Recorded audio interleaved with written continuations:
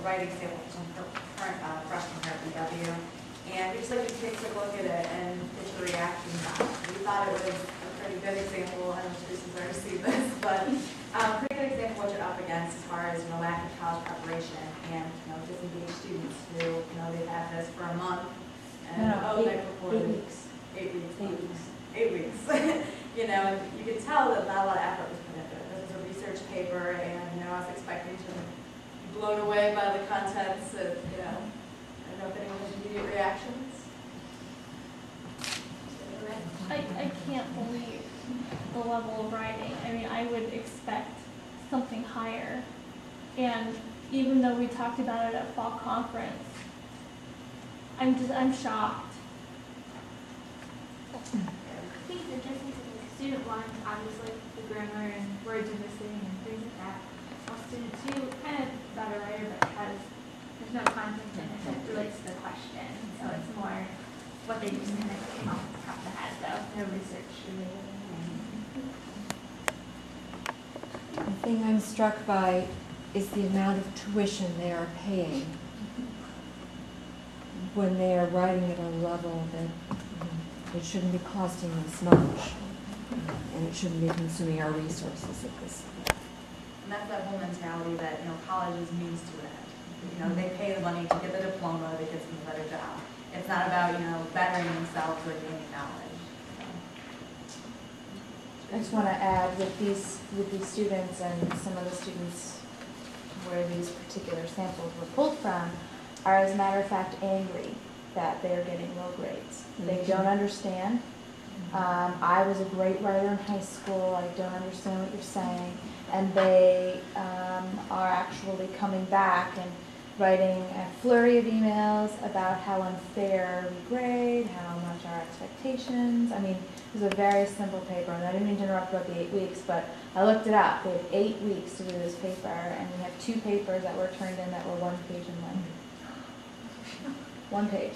That's it. And they're angry that we're going to give them a 0. So it's just, it's challenging. So, okay, I'm not really familiar with BW's admission requirements, but the way that, the ACT and the SAT are, there is some sort of verbal part where you have to write an essay. How are they passing the SAT and the ACT, getting into Baldwin Wallace and still writing like this? Well, one thing with it is we are test optional now. Sometimes we did that afterwards. The other issue is, especially with A4 admits, they might look at their performance in high school, and they'll look and say, oh, they were 16th in their class, they had a 3.93, but they also don't look that they came from South High, or they came from a school where there's only like 12 kids in their class. So, and I think the Admiral of BW really wants to promote, admitting, some of the weaker students, but I think the issue is when they're not prepared, as they said in the financial aid one, it's expensive when you start needing, learning center, and, I work over there, so not that I wouldn't want a learning center, but, it's an expensive thing, and more students need it, and there just isn't enough people to deal with it.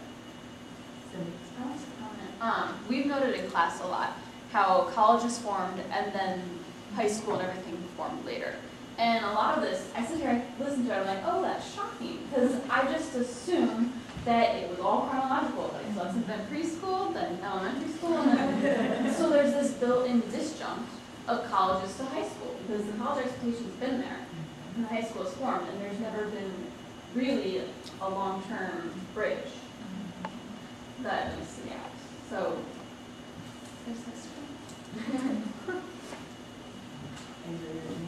I have to be the oddball. Just to defend some of the students, like, what do you do when you come from a school that doesn't provide the resources that are needed in order to succeed academically? I mean, you can say, oh, the students are not motivated, the students are this, and yeah, they probably are surprised if they got an F on a paper. When I went to college, I was an A/B student in high school, and we had the transition of college prep to college, and I still was shocked that I got a C on my first paper because it was a different type of environment. So what do you say to these students that feel like they're academically prepared but haven't had the resources that they need? I know my high school prepared us in such a way that you understood that you're not turning in a 5-paragraph essay, there's no longer an introduction, 3 body paragraphs, and a conclusion, and that's not what you do anymore. We started doing that in 12th grade, so we understood that going into college, but schools don't teach that.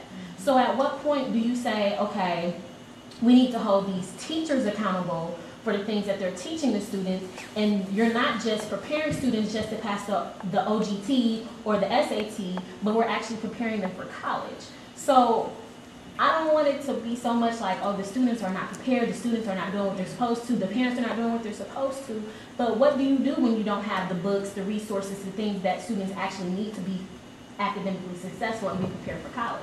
And so that's where I'm sitting here listening to what everybody like, okay, but what about the school systems and the lack of resources, the lack of money, and the lack of books, and the lack of good teachers, and those kind of things all still play into the academic success of every single student. So like, what do we do now? That's what's all about the No Child Left Behind Act. Originally the purpose, was to get people to reassess their institutions and want that, academic excellence. But if you're lacking good teachers and motivated students and, parents who really aren't involved, you're not going to be able to get up to the level where the government's like, all right, you're doing a good job, here's your money. So, and that's why we really want to focus on, you have to get parents involved, but you have to get schools involved too. Everybody has to be on the same page. In the history part, they said there was this huge issue where, as enrollments kept increasing and, there wasn't more funding, but there was more students, there are to be a differentiated curriculum path where some people are naturally going to go right into the workforce, or, do we go by need-based or skill-based, and do we, abandon college prep altogether? And I think that's the issue is, at a time, a lot of people didn't care about getting a diploma or going to college. There's an education to fit their needs. So we have to kind of find this happy medium between those two. So it's not that initially put on the students, as long as they're engaged and trying to. There's a difference between the students who turn in a paper because they're lazy, and the ones who genuinely are trying, are coming and getting those services that are offered to them. I was just going to say that's the reason why we stressed before that it's so important that our college partners with different secondary, like high schools, that they can build this partnership and develop a new curriculum with the college's expectations, and they can figure out what those are and develop a new curriculum. Maybe the college, this could be a stretch, but could give them additional funding of some sort to get those textbooks. Big stretch. I'm struck by 2 things. The first one is I'd love to bring in about a dozen high school teachers right now, and there'd be a riot. Because they're going to tell you that they're overwhelmed and they don't have means and so forth. But the one thing that, everybody's sort of on the same page. We have underprepared students, and that's the crisis. So the issue is, where does this go? I would propose that maybe the answer is not high schools, because there's so much burden on the high schools to do things that they're mandated to do that have nothing to do with college prep. They have to do football, so there's not enough time in the day. I'm serious about that, and we have a structure that incorporates so much extracurricular, and that's not going away. But what is needed, I believe, is a place for students to get the remedial help they need that is not going to cost them college tuition, so that we don't have students by the time they get to English 111 already having, maybe 6 credits they've paid for that aren't getting them close to degree. That there needs to be a place, but I honestly don't believe the high schools can do it right now. I don't think they've got the means to do it. I think there's not a teacher probably in Cleveland who doesn't wish he or she had more time to do college prep work, but they simply don't. But where is that place, and where does that funding come from? I think we have to take it out of colleges and universities, because the economic burden on those students is just disproportionate. But I don't think it can go to high schools. We need a safe place for people to get what they need at a modest cost. Once they realize they need it, which is those assessments, and they find out they need it, then where do we send them? And that's kind of, I think, what Al was talking about with community colleges, that maybe we need to partner up with. They know that they're there to meet the needs of the community. If the community needs more remedial courses, they're happy to do that, and it's only $80 a semester out versus, how much it is here, I don't even know. Sarah, and then Michelle. I'll make mine quick. I think going back to like